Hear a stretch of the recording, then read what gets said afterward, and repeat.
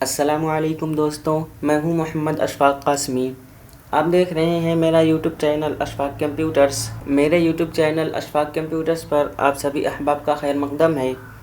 आज मैं फिर से हाज़िर हुआ हूं आप हज़रात के सामने एडोब फ़ोटोशॉप के नए ट्यूटोरियल यानी लेसन नंबर 10 के साथ। इस लेसन के अंदर हम कुछ टूल्स को पढ़ने वाले हैं, जिसमें से कुछ टूल्स ऐसे हैं जो यूज़फुल हैं और कुछ टूल्स ऐसे हैं जिनका ज़्यादातर इस्तेमाल तो नहीं होता, लेकिन क्योंकि हम स्टेप बाय स्टेप सारे टूल्स को पढ़ते हुए आ रहे हैं सबक की तरह, इसलिए इन टूल्स के बारे में भी जानना बहुत ज़रूरी है। अगर आप इन टूल्स को भी पढ़ लेते हैं तो हो सकता है इसके ज़रिए आप और कुछ काम कर सकते हैं और उसको अपने इस्तेमाल में ला सकते हैं। तो आइए हम फ़ोटोशॉप को ओपन कर लेते हैं। तो यहाँ पर पहले से मैंने कुछ फ़ोटो इंपोर्ट करके रखा हुआ है। जैसा कि हर वीडियो में मैंने बताया हुआ है आपको कि फ़ोटो इंपोर्ट कैसे करते हैं और कहाँ से लाते हैं, तो इतना तो आपको आ ही गया होगा।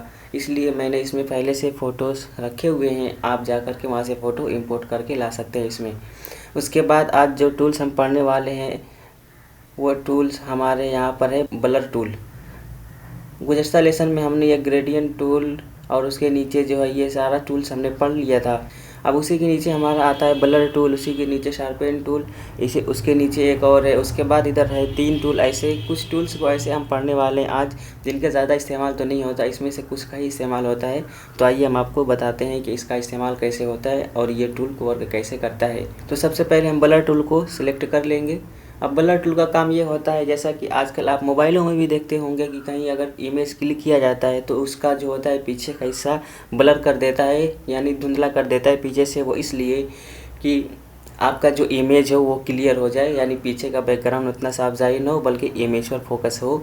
तो इसी वजह से जैसा कि आप इस इमेज में जो आपके सामने यहाँ पर स्क्रीन पर मौजूद है, आप इसमें देख सकते होंगे कि ये जो पीछे का हिस्सा है, ये पीछे का हिस्सा जो है ब्लर हो रहा है, लेकिन उसकी वजह से ये फेस जो है एकदम क्लीन आपको आपके सामने दिख रहा है। तो इसी को बोलते हैं, ये ब्लर टूल के ज़रिए ही बनाया गया है। तो इसको आप अगर ऐसा आप किसी भी इमेज को बनाना चाहते हैं तो उसको आप ब्लर टूल के ज़रिए भी बना सकते हैं। तो किसी भी इमेज को ब्लर करने के लिए एक अलग से कमांड आता है, उसके ज़रिए आप उसको आसानी से ब्लर कर सकते हैं। इसके ज़रिए भी होता है लेकिन बहुत हल्का नॉर्मल होता है, बहुत थोड़ा थोड़ा, तो उसके लिए आपको बहुत मरतबा करना पड़ेगा तब जा कर के वो होगा।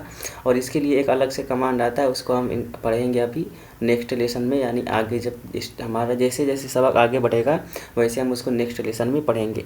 फ़िलहाल आज हम जो पढ़ने वाले हैं ब्लर टूल को, तो इसका काम ये होता है कि किसी भी इमेज को वो साइड से ब्लर कर देता है ताकि उसमें जो इमेज है वो क्लियर नज़र आने लगे, जैसा कि आपको इस इमेज में नज़र आ रहा है। तो आइए मैं कोई एक तो सिंपल सा पिक्चर इंपोर्ट करके आपको दिखा देता हूँ। तो जैसा कि ये एक इमेज है हमारे सामने, अभी इसमें तो अभी आपको एकदम सिंपल सा हरा सारा बैकग्राउंड नज़र आ रहा होगा, पूरा साफ साफ क्लियर। अब जैसे ही हम ब्लर टूल को यहाँ से सिलेक्ट करेंगे, उसके बाद यहाँ से अपने ब्रश का साइज़ भी बड़ा कर लेंगे। आपको मालूम है कि ब्रश का साइज़ कैसे बड़ा करते हैं, और अगर आपको नहीं मालूम तो आप जा कर के मेरे गुज़श्ता वीडियो यानी कुछ लेसन से पहले मैंने इसमें बताया था ब्रश टूल के बारे में, उसमें ब्रश को छोटा बड़ा कैसे करते हैं वो भी बताया है मैंने, तो आप उसमें से जा कर के देख सकते हैं।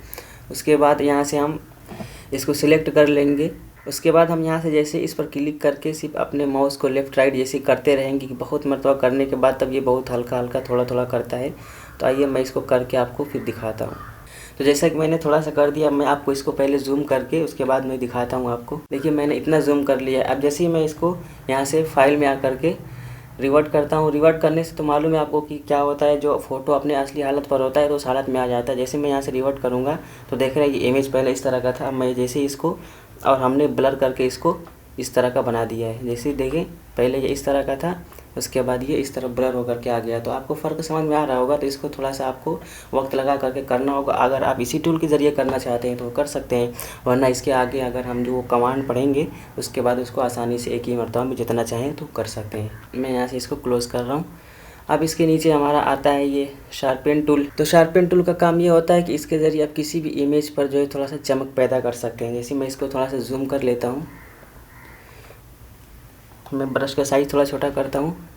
अब इसका काम ये होता है, जैसे यहाँ पर देख रहे हो थोड़ा सा चमक पैदा कर लिए, इधर यहाँ पर कुछ भी हल्का हल्का थोड़ा सा अगर चमक देखते हो किसी भी इमेज पर, कहीं लिप्स पर या कहीं भी फ़ोटो पर जो है चमक थोड़ी सी ज़ाहिर होती रहती है, तो इसके ज़रिए आप यहाँ से चमक पैदा कर सकते हैं किसी भी इमेज में। तो इस टूल का काम यही होता है कि वो किसी भी इमेज पर कहीं भी अगर आप चमक पैदा करना चाहते हैं तो उसके ज़रिए आप चमक पैदा कर सकते हैं। अब उसके नीचे आता है हमारा ये स्मूथ टूल। तो इसका काम ये होता है कि इसके ज़रिए अगर किसी भी इमेज को अगर कोई पतला दुबला हो आदमी तो उसके ज़रिए हम उसको अगर थोड़ा सा चेहरा उसका खिला बनाना चाहते हैं, यानी चाहते हैं थोड़ा सा चेहरा उसका भरा भरा नज़र आए, उसको मोटा बनाना चाहते हैं, या फिर कहीं भी अगर थोड़ा सा अगर फेस कहीं अगर देखते रहते हैं आप किसी भी इमेज में आँख थोड़ी कम खुली होती है, उसको अगर ज़्यादा खोलना हो, या लिप्स अगर स्माइल ज़्यादा उसको कम करना हो, या किसी भी इमेज में देखते हैं कि अगर थोड़ा थोड़ा कहीं दांत दिखता रहता है उसको अगर आप छुपाना चाहते हो, इस टूल के ज़रिए आप इसको कर सकते हैं। तो इस टूल को पहले हमने सिलेक्ट कर लिया। अब यहाँ से ब्रश का साइज़ थोड़ा सा बड़ा कर लेंगे, फिर मैं आपको दिखाता हूँ। जैसे कि मैं चाहता हूँ इसको थोड़ा सा मैं यहाँ से इसको थोड़ा सा ऐसे खींच करके बढ़ा दूँ इधर साइड, इधर से भी थोड़ा सा इधर से भी थोड़ा सा, इस साइड से भी। तो देख रहे होंगे इसको हल्का सा मैंने कर दिया। अब मैं आपको इसमें फ़र्क दिखाता हूँ। तो हम यहाँ से फाइल में जा करके इसको रिवर्ट करेंगे। तो देख रहे होंगे ये पहले ऐसा था, मैं आपको जूम करके दिखाता हूँ। देखिए मैंने इतना जूम कर दिया, मैंने उसको फाइल से रिवर्ट कर दिया। अब हम देखना चाहते हैं कि हमने उसको कैसा बना दिया है उस टूल के ज़रिए। तो देख रहे होंगे इस तरह से हमने इसको थोड़ा सा कर दिया। अब ऐसा लग रहा है ये चेहरा थोड़ा सा भरा भरा मालूम हो रहा है, खिला खिला सा। इस वरना अगर आप देखेंगे तो पहले ऐसा था, अब हमने इसको इस तरह से बना दिया है। तो ऐसे भी किसी भी इमेज को अगर आप इस तरह से अगर थोड़ा सा खूबसूरत और बनाना चाहते हो, अगर चेहरा अगर थोड़ा सा हो पतला दुबला सा, उसको अगर ऐसा खिला खिला बनाना चाहते हो, थोड़ा गोल मटोल बनाना चाहते हो, तो इस टूल के ज़रिए आप उसको आसानी से बना सकते हैं। यहाँ से मैं ब्रश का साइज़ छोटा कर रहा हूँ। अब जैसे आपको ऐसा लग रहा है कि ये आँख थोड़ी इसकी कम खुली हुई है, तो यहाँ से इसके आँख को थोड़ा सा और ज़्यादा ऐसे खोल सकते हैं, इसको भी थोड़ा सा। या आपको ऐसा लग रहा है कि थोड़ी ज़्यादा स्माइल कर रही है तो इसको थोड़ा सा पकड़ के ऊपर की साइड भी कर सकते हैं। यहाँ से अगर चाहते हैं थोड़ा सा और स्माइल करते हैं, यहाँ से थोड़ा सा खींच के बढ़ा सकते हैं इसको। तो इसके ज़रिए आप जो भी इसमें कमी बेशी करना चाहते हैं तो इस टूल के ज़रिए आप इसमें आसानी से कर सकते हैं। अब उसके आगे हमारा आता है ये टूल। तो इस टूल का काम ये होता है कि इसके ज़रिए आप किसी भी इमेज को थोड़ा सा और खूबसूरत और क्लीन बना सकते हैं। तो पहले मैं इसको जूम आउट कर रहा हूँ, जो हमने जूम किया था इमेज को। तो पहले इसको हम मैजिक पेन टूल के ज़रिए इसको सिलेक्ट कर लेंगे, यानी जहाँ का हिस्सा हमें थोड़ा सा साफ़ करना हो, क्लीन करना हो, चाहते हैं थोड़ा सा खूबसूरत दिखने लगे, तो इसको पहले हम यहाँ से मैजिक वेट टूल के ज़रिए सिलेक्ट कर लेंगे। क्योंकि आपको पता है जितना भी हिस्सा सिलेक्शन के दायरे में हमारा होता है उतने पर ही काम होता है। तो चलिए मैंने इसको इतना सिलेक्ट कर लिया है। आप जब काम करेंगे अपना तो आसानी से फुर्सत से बैठ करके तो आराम से इत्मीनान से करेंगे अपना काम। तो इसको अच्छे से उसको सिलेक्ट करके सिलेक्शन में ला करके उसके बाद इस टूल पर हम सिलेक्ट करेंगे। जैसे ही यहाँ से फिर हम आएँगे सिलेक्ट में आकर के यहाँ से फिदर वाले पर आकर के यहाँ से 5 नंबर दे देंगे। उसके बाद जैसे ही हम ओके करेंगे उसके बाद हम यहाँ से इस टूल को इसको पहले ब्रश का साइज़ इसके ज़रिए बड़ा कर लेंगे। इसके बाद जैसे हम इस पर क्लिक करेंगे तो देख रहे होंगे थोड़ा सा ब्राइट हो रहा है, यानी इसके चेहरे पर क्लियरिटी आ रही है। जैसे हम इस पर क्लिक करेंगे तो इसका चेहरा थोड़ा सा पहले से लाइटनेस हो जाएगा, यानी लाइट तरह का दिखने लगेगा। मैं पहले इसको कंट्रोल डी से डीसिलेक्ट करता हूँ।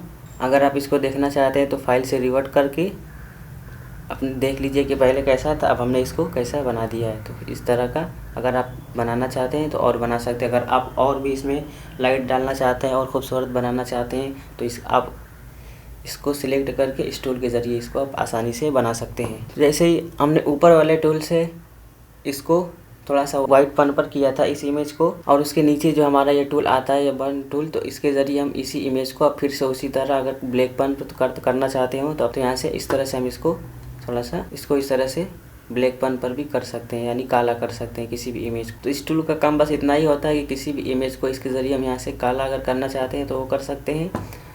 उसके अलावा उसके ऊपर वाला जो टूल है उसके ज़रिए हम यहाँ से इसको अगर वाइट करना चाहते हो, यानी सफ़ेद करना चाहते हो, क्लीन करना चाहते हो तो उसके ज़रिए कर सकते हैं। अब उसके नीचे हमारा आता है ये एक टूल। तो इसके ज़रिए क्या होता है कि हम किसी भी यानी पूरे इमेज को ब्लैक एंड वाइट बना सकते हैं। तो यहाँ से हम ब्रश का साइज़ थोड़ा सा बड़ा कर लेंगे ताकि जल्दी से हम आपको करके दिखा दें।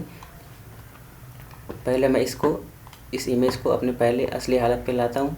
तो यहाँ से फाइल में आकर के रिवर्ट कर लेंगे। उसके बाद हम यहाँ से देखिए पूरे इमेज को यहाँ से ब्लैक एंड वाइट अगर करना चाहते हैं आप किसी भी इमेज को तो यहाँ से आप ब्लैक एंड वाइट भी कर सकते हैं। तो देख रहे होंगे ये पहले ऐसा था, अब मैंने इसको ऐसा कर दिया। तो ये इसके ज़रिए आप किसी भी इमेज को पूरा अगर ब्लैक एंड वाइट दिखाना चाहते हो तो यहाँ से इसके ज़रिए आप इमेज या बैकग्राउंड जो भी तो आप इसके ज़रिए ब्लैक एंड वाइट भी दिखा सकते हैं।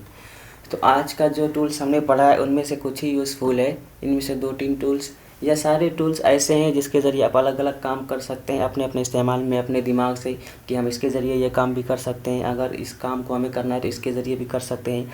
तो आप अपने हिसाब से जो आपको समझ में आए तो अपने दिमाग लगा करके अलग अलग उसके ज़रिए काम कर सकते हैं। तो लेसन नंबर 10 में आज के लिए बस इतना ही। फिर से मैं लेसन नंबर 11 में आपके लिए कुछ नया और कुछ नए टूल्स को लेकर के हाजिर होऊंगा। तो उम्मीद करता हूँ आज का जो टूल्स हमने पढ़ा है उसका काम आपको समझ में आया होगा, और जो हमने बताया है आपको आसानी से समझ में आया होगा। अगर मेरी ये वीडियो आपको पसंद आई हो तो प्लीज़ लाइक करें, और अगर मेरे यूट्यूब चैनल अशफाक कंप्यूटर्स पर आप नए हो तो प्लीज़ सब्सक्राइब कर लें, ताकि जब भी मैं इस तरह की कोई और भी मज़ीद वीडियोज़ बनाऊँ या किसी और भी सॉफ्टवेयर की वीडियो अपलोड करूँ तो इसका नोटिफिकेशन आपको सबसे तेज़ और सबसे पहले मिल सके। तो मिलते हैं नेक्स्ट वीडियो में, तब तक के लिए थैंक्स फॉर वॉचिंग।